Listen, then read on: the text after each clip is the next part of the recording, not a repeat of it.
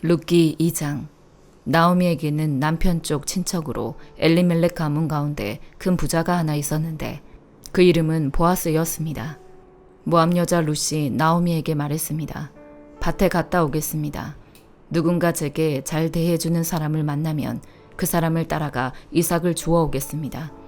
그러자 나오미가 그녀에게 말했습니다. 내 딸아, 잘 갔다 오너라. 그러자 그녀는 밖으로 나가 추수하는 사람들을 따라 밭에서 이삭을 줍기 시작했습니다. 그런데 우연히도 그녀가 일하고 있던 곳은 엘리멜렉의 친척인 보아스의 밭이었습니다. 바로 그때 보아스가 베들레헴에서 도착해 추수하는 사람들에게 말했습니다. 여호와께서 너희와 함께 하시기를 원한다. 그들이 대답했습니다. 여호와께서 주인 어른께 복 주시기를 빕니다. 보아스가 추수하는 사람들의 감독에게 물었습니다. 저 젊은 여자는 누구요? 추수하는 사람들의 감독이 대답했습니다. 나오미와 함께 모압에서 돌아온 그 모압 여자입니다. 그녀가 추수하는 사람들을 따라가며 이삭을 죽게 해달라고 말했습니다. 그러더니 밭에 나가 아까 잠깐 집에서 쉰 것 외에는 아침부터 지금까지 저렇게 계속 열심히 일하고 있습니다. 그러자 보아스가 룻에게 말했습니다. 내 딸이여, 내 말을 들어보시오. 다른 밭에 가서 이삭을 줍지 말고 여기서 멀리 가지도 말고 여기 내 여종들과 함께 일하시오. 사람들이 추수하는 이 밭을 잘 살피며 따라다니시오. 내가 사람들에게도 당신을 건드리지 말라고 말해두었소. 그리고 목이 마르면 가서 젊은이들이 채워놓은 물병에서 물을 따라 마셔도 돼요. 이 말에 룻은 얼굴을 땅에 대고 엎드려 말했습니다. 내가 이방 사람인데도 어째서 친절을 베풀어 주시고 돌봐주십니까? 보아스가 대답했습니다. 남편이 죽은 후 당신이 시어머니에게 한 일에 대해 모두 들었소. 당신의 부모와 고향을 떠나 알지도 못하는 민족과 함께 살려고 온 것 말이오. 여호와께서 당신의 행실에 대해 갚아주실 것이오. 당신이 이스라엘의 하나님 여호와의 날개 아래로 보호받으러 왔으니 그분께서 당신에게 넉넉히 갚아주실 것이오. 룻이 말했습니다. 내 주여, 내가 당신 앞에서 은총을 얻기 원합니다. 내가 당신의 여종들만도 못한데 나를 위로해 주시고 이 여종에게 다정하게 말씀해 주셨습니다. 식사 때가 되자 보아스가 룻에게 말했습니다. 이리로 와서 빵을 좀 먹고 그 조각을 식초에 찍어서 들도록 하시오. 룻이 추수하는 사람들과 함께 자리에 앉자 보아스는 룻에게 볶은 곡식을 주었고 룻은 마음껏 먹고 얼마를 남겼습니다. 룻이 다시 이삭을 주우려고 일어나자 보아스는 젊은 일꾼들에게 명령했습니다. 그녀가 곡식단에서 이삭을 모으더라도 창피를 주지 말라. 그녀가 주워갈 수 있도록 오히려 곡식단에서 얼마를 남겨두도록 하고 그녀를 나무라지 말라. 그리하여 룻은 저녁까지 밭에서 이삭을 주었습니다. 그러고 나서 룻이 자기가 모은 것을 타작해 보니 볼이 1에바가 됐습니다. 그녀가 성으로 그것을 가지고 가서 그 모은 것을 시어머니께 보였습니다. 룻은 그것을 꺼내어 자기가 실컷 먹고 남았던 것을 내보였습니다. 그 시어머니가 그녀에게 물었습니다. 오늘 어디에서 이삭을 주었느냐? 어디에서 일했느냐? 너를 도와준 그 사람을 축복하지 않을 수 없구나. 그러자 룻은 시어머니께 자기가 누구네 밭에서 일했는지 말씀드렸습니다.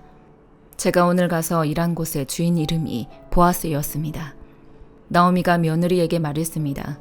여호와께서 그에게 복을 내리시기를 바란다. 그가 죽은 우리 식구들에게 친절을 베풀더니 살아있는 우리에게도 그칠 줄 모르는구나. 그리고 이어 말했습니다. 그 사람은 우리 가까운 친척이니 우리를 맡아줄 사람 가운데 하나다. 그러자 모압 여자 룻이 말했습니다. 그는 제게 내 일꾼들이 내 모든 추수를 마칠 때까지 거기 함께 있으라고 말했습니다. 나오미가 며느리 룻에게 말했습니다. 내 딸아, 네가 그 여종들과 함께 있는 것이 좋을 것 같다. 다른 밭에는 가지 않도록 하여라. 그리하여 룻은 보아스의 여종들 곁에서 보리와 밀 추수가 끝날 때까지 이삭을 주었습니다. 그렇게 그녀는 시어머니와 함께 살았습니다. 사도행전 27장. 우리가 이탈리아로 배를 타고 가도록 결정이 나자 바울과 다른 죄수들은 황제 부대에 소속된 율리오라는 백부장에게 넘겨졌습니다. 우리는 아시아 지방의 해변을 따라 항해하게 될 아드라무테노 호를 타고 바다로 출항했습니다. 데살로니가 출신의 마케도니아 사람 아리스다고가 우리와 동행했습니다. 이튿날 우리는 시돈에 닿았습니다. 율리오는 바울에게 친절을 베풀어 그가 친구들에게 가서 필요한 것을 공급받을 수 있도록 허락해 주었습니다. 시돈에서 우리가 계속 항해할 때 역풍이 불었기에 우리는 키프로스 해안을 끼고 항해하게 됐습니다. 길리기아와 밤빌리아 앞바다를 지나서 루기아 지방의 무라에 상륙했습니다.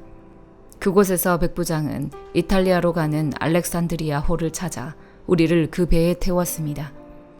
우리는 여러 날 동안 느린 항해 끝에 가까스로 니도 앞바다에 도착했습니다. 그러나 바람이 불어 우리 항로를 지키지 못하고 살몬의 맞은편 크레타 섬을 끼고 간신히 해안가를 따라 움직여 라세아 도시에서 가까운 아름다운 항구라는 곳에 이르렀습니다. 많은 시간이 소모되고 금식하는 절기도 지났기 때문에 항해가 위험해졌습니다. 그래서 바울이 사람들에게 충고했습니다. 여러분, 내가 보니 우리가 이렇게 계속 항해하다가는 재난에 빠지고 배와 짐이 큰 손실을 입을 뿐 아니라 우리 목숨도 위태로울 것입니다. 그러나 백부장은 바울의 말보다는 선장과 선주의 말을 더 따랐습니다. 그 항구는 겨울을 나기에 적당하지 않았기 때문에 대다수의 사람들이 베닉스에 가서 겨울을 날 수 있기를 바라는 마음에 계속 항해하자고 했습니다. 베닉스는 크레타 섬에 있는 항구 도시로 남서쪽과 북서쪽을 향하고 있었습니다. 부드러운 남풍이 불기 시작하자 그들은 자기들이 바라던 대로 됐다고 생각했습니다. 그래서 그들은 닻을 올리고 크레타 섬 해안을 따라 항해했습니다.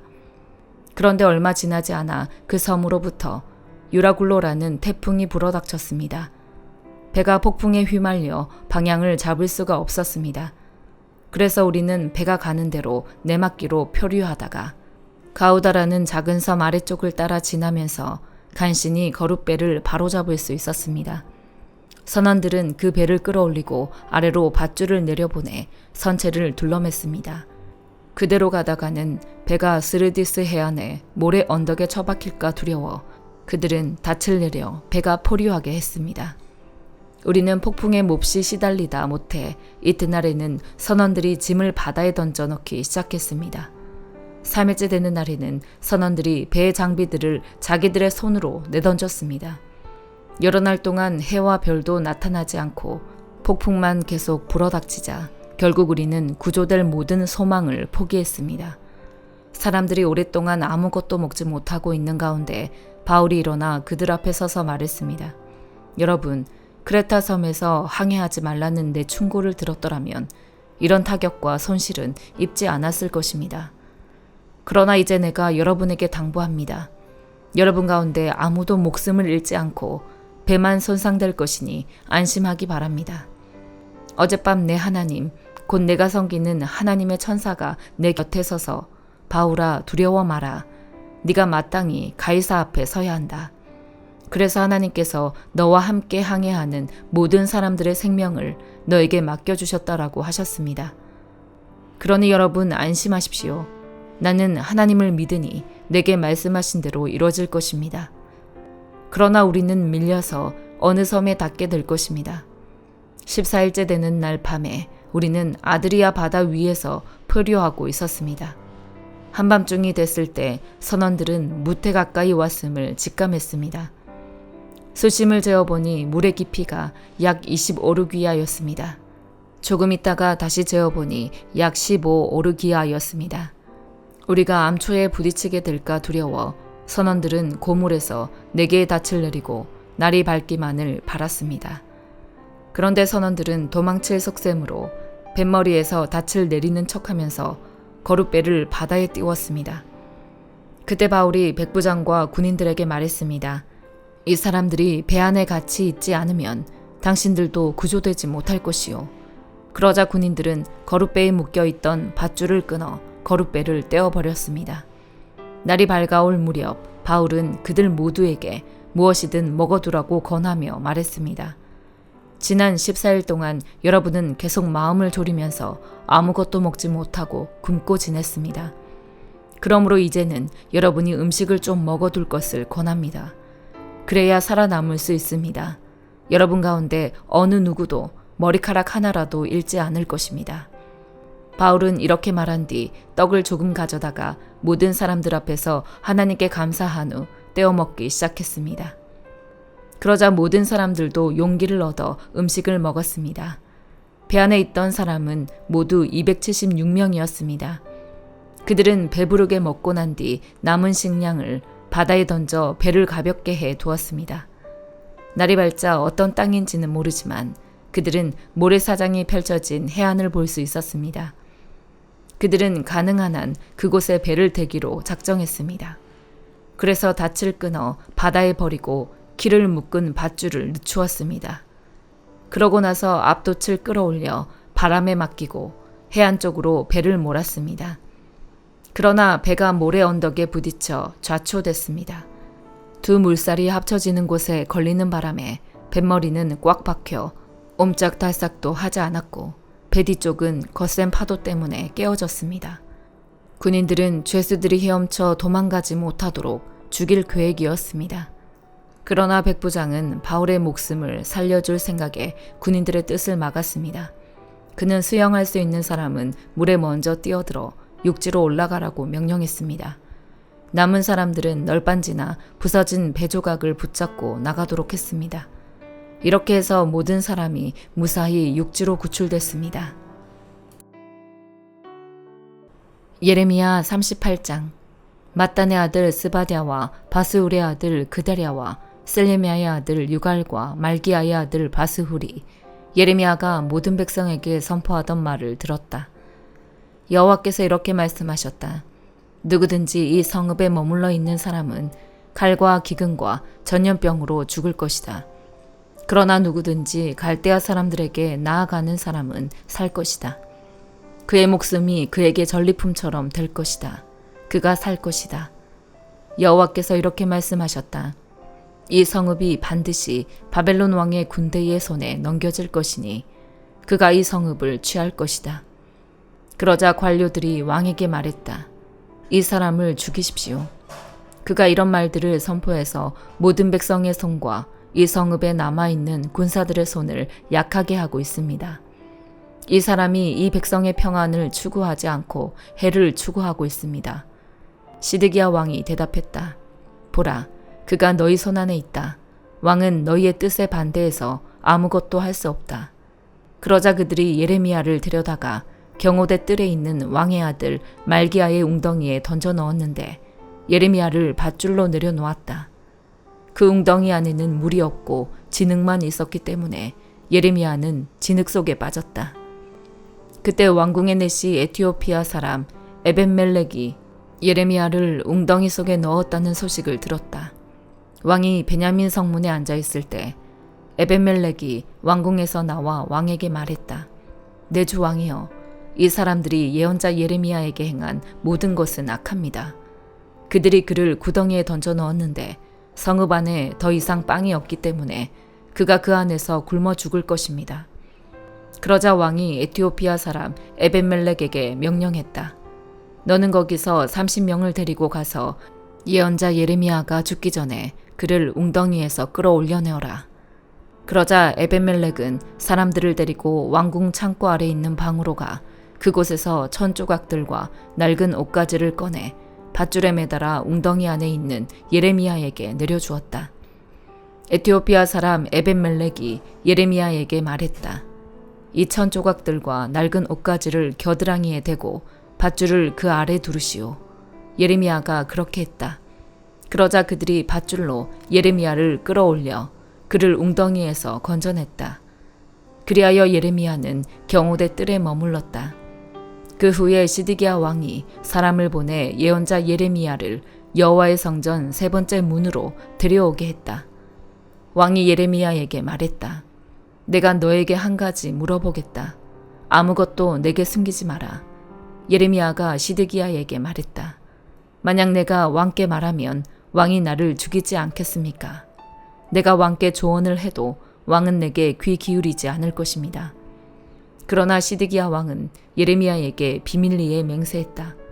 우리 영혼을 지으신 여호와께서 살아계신 것 같이 내가 너를 죽이거나 네 목숨을 찾는 이 사람들의 손에 넘기지 않을 것이다. 그러자 예레미야가 시드기야에게 말했다. 이스라엘의 하나님 만군의 하나님 여호와께서 말씀하셨습니다. 만약 네가 바벨론 왕의 고관들에게 항복하면 살 것이고 이 성읍이 불타지 않을 것이다. 너와 네 가족이 살 것이다. 그러나 네가 바벨론 왕의 고관들에게 항복하지 않으면 이 성읍은 갈대아 사람들 손에 넘겨지고 그들이 이 성읍을 불로 태울 것이다. 그러면 너는 그들의 손에서 빠져나가지 못할 것이다. 시드기야 왕이 예레미야에게 말했다. 나는 갈대아 사람들에게 항복한 유다 사람들이 두렵다. 갈대아 사람들이 나를 그들 손에 넘겨주어 그들이 나를 학대할지 모른다. 예레미야가 대답했다. 그들이 왕을 넘겨주지 않을 것입니다. 제가 왕께 말한 것을 행하시고 여호와께 순종하십시오. 그러면 왕이 잘되고 왕은 살 것입니다. 그러나 만약 왕께서 항복하기를 거부하시면 여호와께서 내게 보여주신 일들이 그대로 일어날 것입니다. 보십시오. 유다 왕궁에 남아있는 모든 여자들이 바벨론 왕의 고관들에게 끌려가면서 왕께 이렇게 말할 것입니다. 네가 신뢰하던 친구들이 너를 속여서 너를 망하게 했다.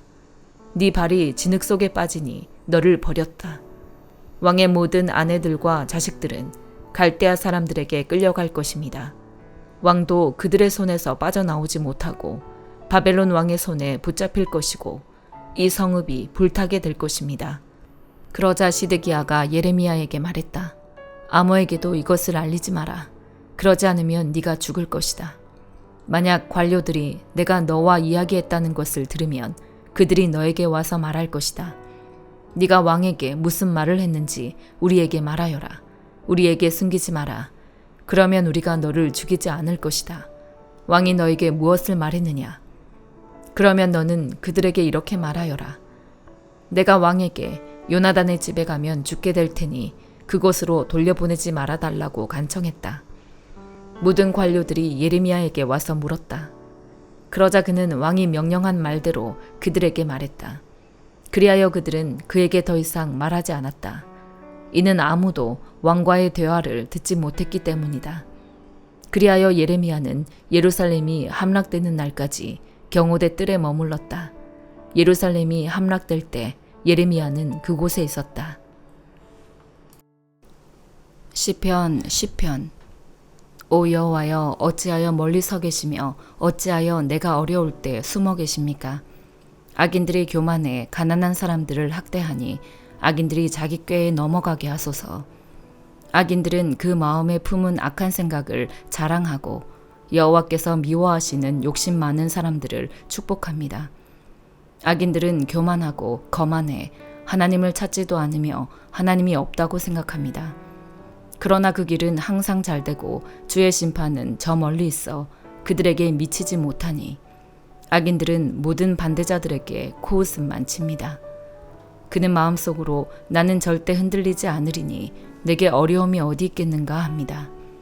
그 입은 저주와 거짓과 위협으로 가득 차 있고 그 혀에는 해악과 허영이 있습니다. 그는 으슥한 뒷골목에 앉으며 은밀한 곳에서 죄 없는 사람들을 죽입니다. 그가 노리는 것은 가난한 사람들입니다. 그는 굴 안에 있는 사자같이 조용히 웅크리고 가난한 사람을 잡으려고 기다리다가 가난한 사람을 잡으면 그물로 덮쳐 끌고 갑니다. 그 잡힌 사람은 굽실거리며 비굴하게 살다 결국에는 그 힘 있는 사람 때문에 쓰러지게 됩니다. 그는 마음속으로 하나님이 잊어버리셨다.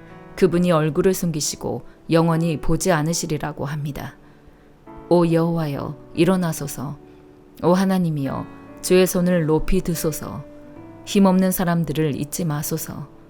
어째서 악인들이 하나님을 모독하게 내버려 두십니까? 그들이 속으로 주께서 벌을 주지 않으시리라고 합니다. 그러나 주께서는 그것을 보셨습니다. 그 학대와 억울한 것을 보시고 주의 손으로 갚아주시려고 하시니 가난한 사람들이 그 몸을 주께 맡깁니다. 주께서는 고아들을 도와주시는 분입니다. 악인들과 악을 행하는 사람들의 팔을 부러뜨리소서. 모두 없어질 때까지 그 악함을 들춰내소서.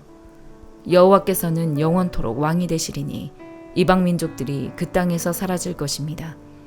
여호와여, 주께서는 힘없는 사람들의 소원을 들으셨습니다. 주께서 그들을 위로해 주시고 그 울부짖음에 귀 기울이시어 고아들과 억압당하는 사람들의 변호를 맡아주실 것입니다. 그러면 세상에 다시는 억압당하는 사람이 없을 것입니다. 아멘.